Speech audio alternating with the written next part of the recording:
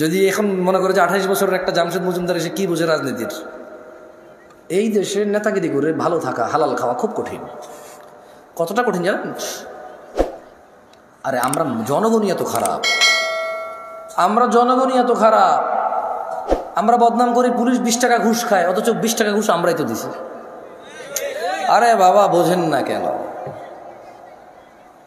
যে অপরাধটা 20 টাকা দিয়ে সারা যায়, ও অপরাধটা সরি বলে গায়ে হাত বুলিয়ে মুচকি হেসে একবার ছোট হয়ে সারা যায় তো যায় না? তো উনি 20 টাকা ঘুষ খেয়ে যে অপরাধ করেছে, এই 20 টাকা ঘুষ দিছে যে তার অপরাধ না?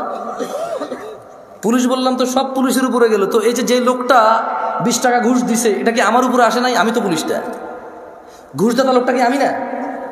কে ভাই? আমি তো।